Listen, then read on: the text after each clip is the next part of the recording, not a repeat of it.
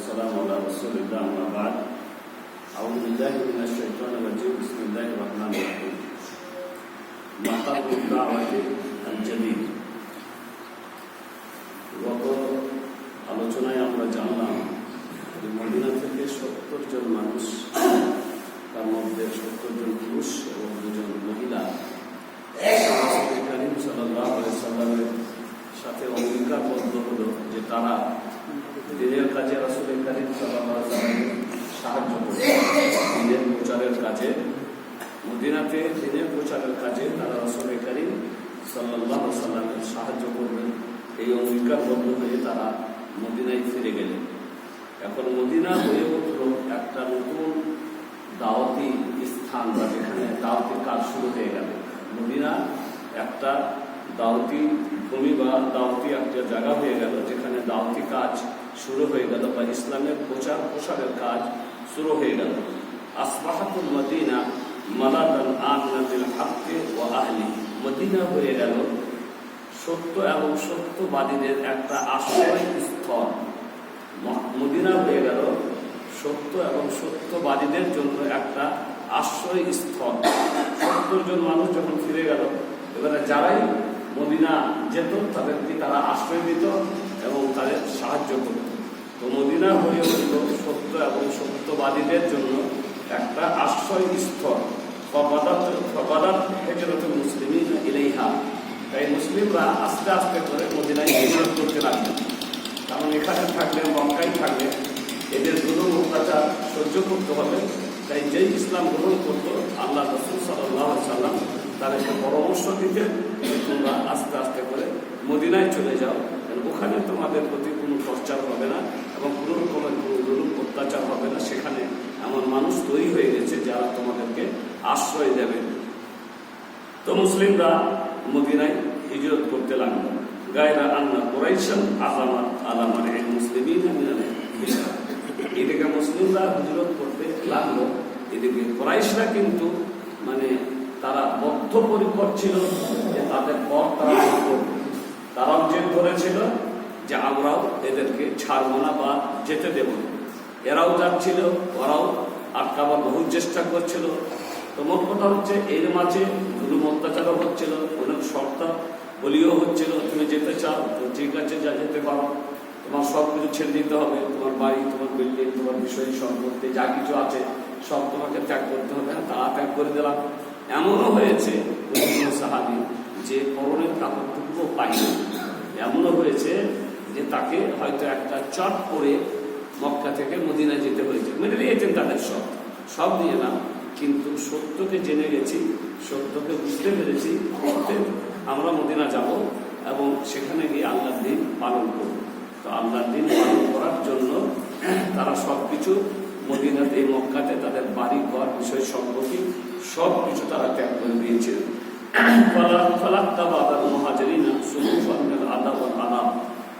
অনেক মুহাজিরিন যারা হিজরত করছিলেন তাদেরকে বহু কষ্ট এবং আযাব সহ্য করতে হচ্ছিল।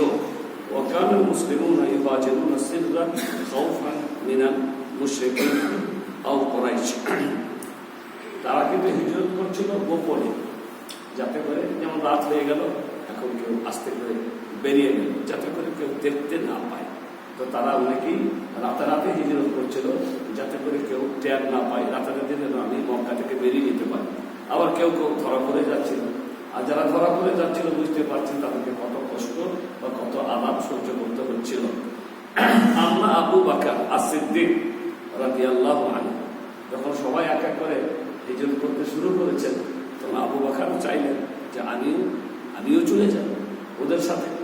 আম্মা আবু বকর as-সিদ্দিক ফাকাদ কানা ইস্তা'দিনু রাসূলুল্লাহ সাল্লাল্লাহু আলাইহি ওয়াসাল্লাম ফিল হিজরা, তখন তিনি আল্লাহর নবীর কাছে গিয়ে বললেন যে আপনি যদি অনুমতি দেন, যেমন অন্যরা চলে যাচ্ছে, আমিও কিন্তু মক্কা ছেড়ে মদিনায় চলে যেতে চাই হিজরত করে। ফায়াকুলু লাহু, রাসূল করিম সাল্লাল্লাহু আলাইহি ওয়াসাল্লাম তাকে বলতেন, শিওর তো না, যখনই অনুমতি চাইতেন তখনই বলতেন লা তা'জা, তাড়াহুড়ো করো না, ওরা যারা যাচ্ছে ওদের যেতে দাও, তুমি তাড়াহুড়ো করো না। লাআল্লাহু ইয়াজআলু লাকা সাহিবা, হতে পারে আল্লাহ তাআলা তোমার একজন সাথী নির্বাচন করবেন,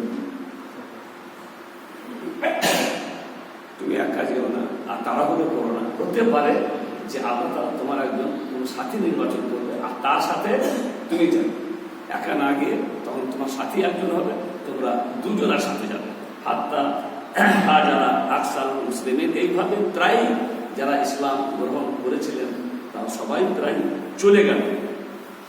এদিকে অজান্না জুনুন ও কুরাইশ, যখন কুরাইশ সব যেতে লাগলো, কুরাইশদের পাগলামি বাড়তে লাগলো। মানে তারা তো বুঝতেই পারছে যে এক এক করে মদিনায় যাওয়া মানে সেখানে এদের শক্তির বৃদ্ধি হচ্ছে, এরা বাড়ছে মানে এদের শক্তি বাড়ছে, তো এদের পাগলামিও বাড়তে লাগলো। লাম্মা রাউ হিজরাতাল মুসলিমিনা ওয়া তাজাম্মুহুম ফিল মদিনা, যখন অধিকাংশ মুসলিমদেরকে দেখতে লাগলো তারা চলে যাচ্ছে এবং তারা এক জায়গাতে একত্রিত হচ্ছে।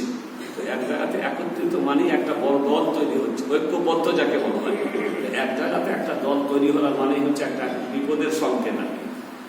এর জন্য এদেরও পাগলামি বাড়তে লাগলো। ওয়াখাবু মিন উলুমি শানে মুহাম্মদ সাল্লাল্লাহু আলাইহি ওয়াসাল্লাম ওয়া দাওয়াতি, এবং তাদের ভয় হতে লাগলো যে এদের হিজরত যেভাবে হচ্ছে একদিন এমনও আসবে যে মুহাম্মদ সাল্লাল্লাহু আলাইহি ওয়াসাল্লামের ব্যাপার অনেক ঊর্ধ্বে চলে যাবে এবং তার দাওয়াতি পথ আর কেউ রোধ করতে পারবে না। এমন হতে পারে যখন এরা সবাই চলে যাচ্ছে, তাহলে আল্লাহ রাসূল সাল্লাল্লাহু আলাইহি ওয়াসাল্লামের ব্যাপার অনেক ঊর্ধ্বে, মানে ব্যাপার আর ছোট না, অনেক ঊর্ধ্বে উঠে যাবে, আর তার দাওয়াতি পথেও কেউ বাধা দিতে পারবে না।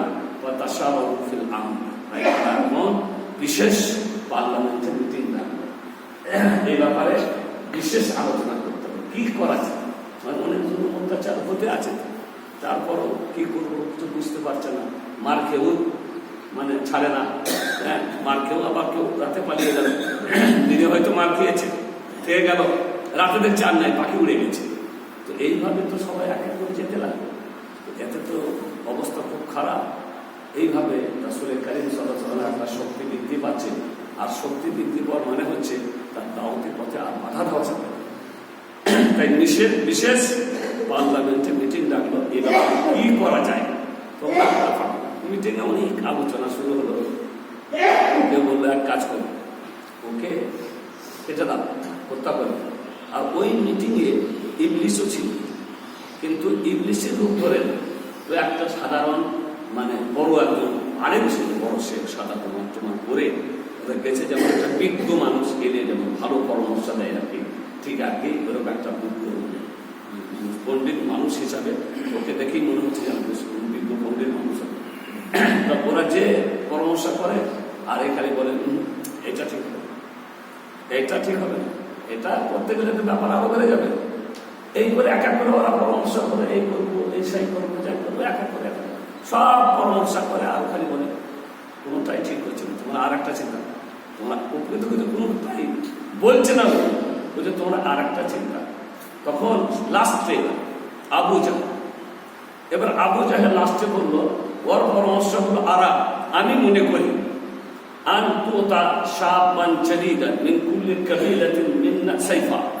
আমাদের যত কাবিলা আছে সেই কাবিলা থেকে প্রত্যেক গোত্র থেকে মানে বীর যুবকদেরকে আমরা নির্বাচন করে দেব, আমাদের সাহসী মানে যারা এইরকম ধরনের সাহসী যুবকদেরকে আমরা নির্বাচন করব, প্রত্যেক কাবিলা থেকে একটা দুটো করে নির্বাচন করব এবং তাদের হাতে দেব সাইফা, উলঙ্গ তরবারি, সবারই হাতে তরবারি ধরিয়ে দেব। তারা কি করবে,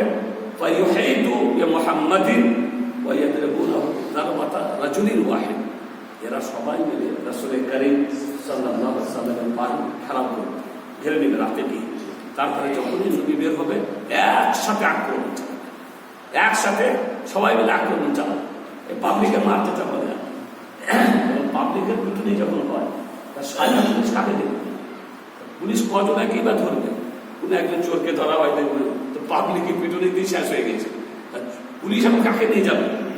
গ্রামে গঞ্জে হলে তার কিছু লোককে হয়তো মানে নির্বাচন করে, মানে এই হতে পারে বা ওই হতে পারে বা এই হতে পারে, কিছু মানে দরাদরি করে বা তাবাতাবি করে আর, কিন্তু বাইরে যখন পাবলিক প্রেস হয়, মনে করলেন হাটে বাজারে পাবলিক প্রেসে যখন কাউকে মেরে দেওয়া হয় বা কাউকে মারে, পুলিশ কি করবে, পাবলিক পুলিশ কিছু করার নেই।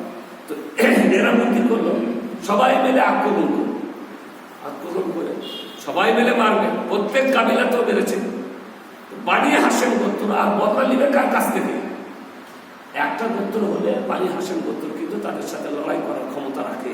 কারণ বানি হাসেম গোত্রে আল্লাহ নবীর চাচারা এখন আছেন যারা স্বয়ং সম্পূর্ণ এখন বীর আমির হামজা, এদের কথা আগামীতে আসবে ইনশাআল্লাহ। তিনি কিভাবে ইসলাম গ্রহণ করলেন তাদের কথা আসবে। ওমর ফারুক রাদি আল্লাহ তাআলা আনহু কিভাবে ইসলাম গ্রহণ করলেন, তো এরা তো আছে। আমির হামজা যদি ইসলাম গ্রহণ করেননি কিন্তু আল্লাহ নবীকে জানতেন, আমার ভাইপো ভাতিজা ভালোবাসতেন। আবু লাহাবও ভালোবাসত, এত ভালোবাসত আবু লাহাব, যেদিন আল্লাহ নবীর জন্ম হলো, ঘটনাটা আগে বলার উদ্দেশ্য ছিল, ছুটে গেছে। যখন আল্লাহ নবীর জন্ম হলো যেদিন, তো আবু লাহাবের একজন দাসী সুয়াইবা, যা প্রথম দুধ পান করেছে রাসূল কারীম সাল্লাল্লাহু আলাইহি ওয়াসাল্লাম, সর্বপ্রথম দুধ পান করিয়েছিল সুয়াইবা, এটা আবু লাহাবের দাসী। এই দাসী দৌড়ে গেল আবু লাহাবের বাড়ি, যে আমিনার বাচ্চা হয়েছে।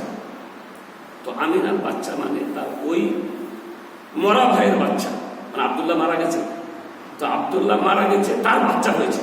তো চাচাদের খুব আনন্দ, তাও আবার বেটা হয়েছে। বেটাদের নিয়ে গর্ব করা হতো তখন মক্কায়, আর বেটা হয়েছে, তো আমিনার বাচ্চা হয়েছে। কি হয়েছে? তো বেটা হয়েছে। আর সঙ্গে সঙ্গে আবু লাহাব এত আনন্দ যে বলে, দেখ তোকে আমি আমার ওই ভাইপোর খুশিতে তোকে স্বাধীন করে দিলাম, তো আজ থেকে স্বাধীন। স্বাধীন জিনিসটা কি জানি আমাদের আজকে, আমরা এটা মানে প্র্যাকটিক্যালি আমরা বুঝতে পারবো না জিনিসটা কি, কিন্তু যখন মানুষটাকে কেনা হতো ওই সময়, একটা মানুষটা কেনা হতো, তখন ও আপনার গোলাম, গরুর মতন করে আপনি ওর সাথে ব্যবহার করতে পারবেন। যখন ইচ্ছা মারবেন, যখন ইচ্ছা ছাড়বেন, উঠতে বললে বসবে, উঠতে বললে বসবে, মানে ওর কোনো নিজের স্বাধীনতা বলে ওর কিছুই থাকতো না। মুনিব যা বলবে তাই হবে, যেহেতু মুনিব তাকে কিনে নিয়ে এসছে। ওই জন্য হাদিসে বা শরীয়তে বা এমনকি কোরআন পর্যন্ত গোলাম স্বাধীন করাকে একটা বড় নেকির কাজ হিসাবে উল্লেখ করা হয়েছে। যখনই ইসলামের কোনো ভুলের কাজ করে কেউ করে ফেলে, মনে করলেন মানুষ হত্যা করেছে কেউ, তো মানুষ হত্যার পরিবর্তে কাফারাও দিতে হয়। তো কাফারা কি? কাফারা হচ্ছে মানে ভুল করে হত্যা করবে। আর কেউ জেনেছিল হত্যা করলে তার জন্য তো কেসাস। কেউ যদি ভুল করে কাউকে হত্যা করে, আপনি গরুটাকে ঢালা মারছিলেন, সেই ঢালাটা দিয়ে কোনো একটা মানুষের কান মতো লেগে আপনার কিন্তু গরু মারাচ্ছিল না, ওকে দেখেননি, কোথায় থেকে চট করে এসে গেল, আপনার ধারা তো ওর কান মতোই লাগবে, আর লোকটা মারাই গেল। এটার নাম হচ্ছে ভুল হত্যা। আপনি ওকে উদ্দেশ্য করে পাথর মারেননি, আপনি গরু তাড়াচ্ছিলেন, পাথরটা ভুল করে ওকে লেগে গেছে, এখন ও মারাই গেল। এখন ভুল তো হয়েছে, এখন কেসাস নেই, যেহেতু ভুল হত্যা, এর জন্য কিন্তু কি আছে? কাফারা আপনাকে দিতে হবে, ভুলের কাফারা। তো প্রত্যেক ভুলের কাফারার প্রথম নম্বরে এসছে গোলাম স্বাধীন করা, কোন দাস দাসী মুক্ত করা। যদি পারো কোন দাস দাসী মুক্ত করো, মানে কোনো মুনিবের কাছ থেকে যত টাকা দিয়ে সে কিনেছে তত টাকা দিয়ে তার কাছে কিনে তাকে স্বাধীন করে দাও, ভুলের প্রায়শ্চিত্ত হয়ে গেল। তো এই যে দাস দাসী মুক্ত করার ব্যাপারটা এত বড় নেকির কাজ, তার মানে হচ্ছে জিনিসটা খুব বড় ব্যাপার ছিল, কারণ তখন দাস দাসীদের প্রতি চরম জুলুম করা হতো। তো আবু লাহাব যখন তার দাসী বলল যে আমিনার বাচ্চা হয়েছে, বেটা হয়েছে, তখন খুশিতে বলল তুমি আজ থেকে স্বাধীন, তোকে স্বাধীন করে দেব। তো বিরাট একটা ভালো কাজ, পুণ্যের কাজ। বাকি মুসলমান নেই, এই পুণ্য দেওয়ার আখেরাতে কোনো সওয়াব হবে না। আব্বাস রাদিয়াল্লাহু তাআলা আনহু একদিন স্বপ্নে দেখলেন, ওখানে হাদিসে এসেছে, আব্বাস আল্লাহ নবীর চাচা, যিনি ইসলাম গ্রহণ করেছিলেন, আল্লাহ নবীর 11 জন চাচাদের মধ্যে 2 জন ইসলাম গ্রহণ করেছিলেন। একজন হচ্ছে আব্বাস বিন আব্দুল মুত্তালিব, আর একজন হচ্ছে আমির হামজা বিন আব্দুল মুত্তালিব। এই নবীর 2 জন চাচা মাত্র ইসলাম গ্রহণ করেছিল, বাকি কেউ ইসলাম গ্রহণ করেনি। আবু লাহাব যখন মারা যায়, তার কিছুদিন পরে আব্বাস রাদিয়াল্লাহু তাআলা আনহু স্বপ্নে দেখছে, তাকে স্বপ্নে দেখছে।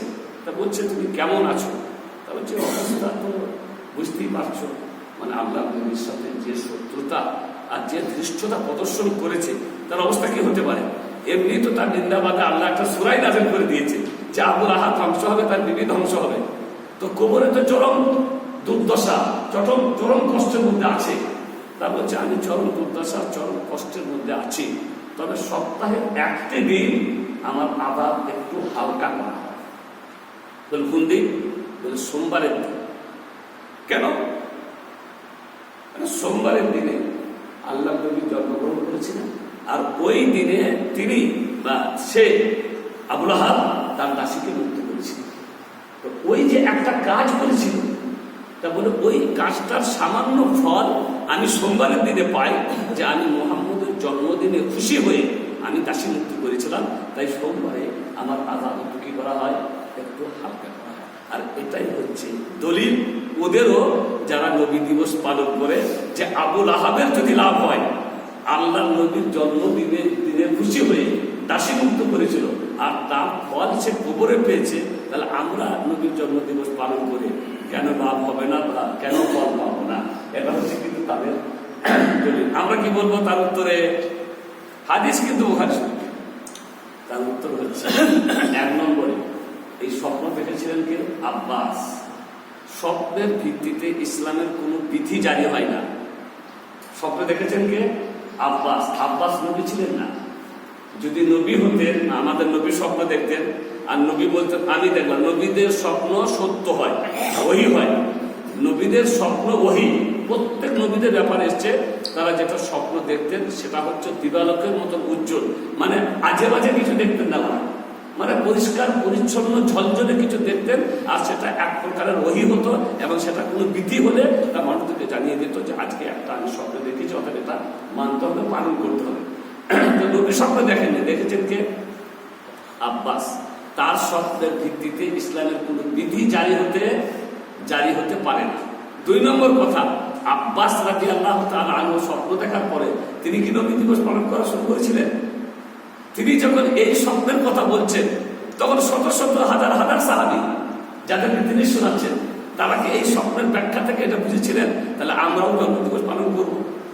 তাহলে বুঝতে পারা গেল যারা নবীকে সব থেকে বেশি জান দিয়ে ভালোবেসেছেন, তারা কিন্তু এই ব্যাখ্যা নেন। এটা একটা স্বপ্ন ছিল, আব্বাস দেখেছিল, এবং এই স্বপ্নের মাধ্যমে শুধু এতটুকু যে দাসী মুক্ত করার কিছু ফল সে পায় কোথায়? কবরে। বাকি এই ফল তার জন্য যথেষ্ট নয়, তাকে তো জাহান্নামে যেতেই হবে। তার সে চরম বেয়াদবি করেছে কার সাথে? রাসূল করিম সাল্লাল্লাহু আলাইহি ওয়াসাল্লামের সাথে। তো মোট কথা হচ্ছে যে আল্লাহ নবীর চাচাদের মধ্যে 2 জন চাচা ইসলাম গ্রহণ করেছে, একজন হচ্ছে আমির হামজা আর একজন হচ্ছে আব্বাস। দাসী মুক্ত করেছিল আবুল আহাব। এরা ফয়সালা করলো যে আমরা মুহাম্মদ সাল্লাল্লাহু আলাইহি সাল্লামকে এই সমস্ত মানে কাবিলা একজোট হয়ে সবাই মিলে হত্যা করবে। অতএব তখন ওরা কেউ সাহস করলেও সবার কাছ থেকে লড়াই করতে পারবে। কাদের সাথে লড়বে? আরে একটা বংশ যদি বলে ওটা কিছুর সাথে লড়বে, এটা হয় স্বাভাবিক, কথাটা হয় না, পারা যায় না। তো ওরা কিন্তু পারবে না। তো যখন পারবে না, যদিও আমির হামজা আছে তাকে নবীকে খুবই ভালোবাসে, যা আমরা আগামীতে জানি যে তিনি ইসলাম কেন গ্রহণ করেছিলেন। তো মোট কথা হচ্ছে যে তারা পারবে না, তখন তারা কি করবে? নিরুপায় হয়ে একটি পথ অবলম্বন করবে, সেটা হচ্ছে বিনিময় কামনা পথ। যেটা কথা তখন ছিল যে মানুষ হত্যা করলে হত্যা বিনিময় দিতে হবে। তো ওরা বিনিময় কামনা করবে না। আমরা মুহাম্মদ সাল্লাল্লাহু আলাইহি ওয়াসাল্লামের জন্য আমরা কতগুলো কাবিলা আছে, চাঙ্গা তুলে বিনিময় দিয়ে দিব। উট যা লাগবে, ছাগল যা লাগবে উট দিতে হয়। তো কতগুলো উট আমরা সবাই মিলে, এতগুলো আমরা কাবিলা আছি, সবাই মিলে এইটা আমরা পারবো। অতএব এইটা করলে কেমন হয়? কে বললো? আবুল আহাব। সঙ্গে সঙ্গে তখন ইবলিস বলে উঠলো হাদা হুয়ার রায়, এটাই হচ্ছে আসল। দারুণ কথা বলেছে, জ্ঞানের কথা বলেছে। এই কথাটাকে, এই মতটাকে গ্রহণ করলো কে? ইবলিস এই মতটা গ্রহণ করলো যে এটা জ্ঞানের কথা বলেছে, এটাই তোমরা করো, এতে ভালো হবে। কারণ বানু হাশেম গোত্র তখন আর তোমাদের সাথে সত্যতা পোষণ করতে পারবে না, আর তোমাদের কারোর সাথে সবার সাথে বদলা নিতে পারবে না। ওয়ালাকাদ ইত্তালা আল্লাহু সুবহানাহু ওয়া তাআলা নবিয়াহু আল কারীম আলাল মুআমালা। এদিকে এরা পরামর্শ করছে আর শুনছেন মহান আল্লাহ। যার চক্ষুকে ফাঁকি দেওয়া যায় না, যাকে গোপন করে কিছু করা যায় না, তাদের সমস্ত তথ্য, তাদের সমস্ত গোপন পরামর্শ আল্লাহ রাব্বুল আলামিন সবকিছু জানলেন। জানার পরে জিবরাইল আলাইহিস সালামকে পাঠিয়ে দিলে রাসূল করিম সাল্লাল্লাহু আলাইহি সাল্লামকে এ ব্যাপারে জানার জন্য এবং তাকে বলার জন্য করতে কি হবে। মোট কথা হচ্ছে আল্লাহ রাব্বুল আলামিন তাদের সমস্ত গোপন তথ্যগুলি জেনে গেলেন। ওয়ালাকাদ ইত্তালা আল্লাহ না ফাত্তাফাকা মা আবি বকর আলাল হিজরা। তারপরে জিবরাইল আলাইহিস সালাম আল্লাহর নবীকে এসে সমস্ত কথা বলে দিলেন যে আজকে তারা পরামর্শ করেছে আপনাকে তারা হত্যা করবে, অতএব আপনি আজই আবু বকরকে সাথে করে নিয়ে মক্কা থেকে বেরিয়ে যাবেন। যার নাম হচ্ছে হিজরতের অনুমতি এলো কার কাছ থেকে? আল্লাহর কাছ থেকে। কারণ নবীরা আল্লাহর অনুমতি ছাড়া ওই জায়গা ছাড়তে পারেন না যে জায়গাতে তারা প্রেরিত হয়েছেন। এটা হচ্ছে নবীদের বৈশিষ্ট্য। নবীরা যেখানে প্রেরিত হতেন, মনে করলেন পিচকুড়িতে, তো পিচকুড়ি ছেড়ে যতই জুলুম হোক, অত্যাচার হোক, যাই হোক, ততক্ষণ পর্যন্ত তাদেরকে পিচকুড়িতেই থাকতে হবে যতক্ষণ না আল্লাহ বলবেন যে তুমি এখন অমুক জায়গায় যেতে পারো।